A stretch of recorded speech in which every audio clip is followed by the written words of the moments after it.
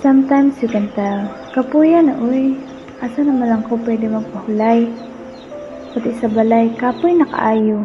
So thanks to those people who makes life bearable and enjoyable. Hey guys, doing this call karon kay artist. So this is my friends Ira and Ria. Karon okay. Bye bye. Bye! See you. Pahinga namin ang isa't isa. Safe place. Tahanan kumbaga. Kami ang dahilan kung bakit na-enjoy namin mag-aral. Magkasama buong araw hanggang sa pag-uwi. Kaya lahat ng problema ay nalilimot at umumupa saglit.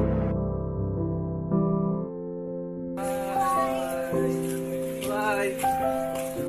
Ngunit darating nga ba ang hindi inaasahang pagbabago?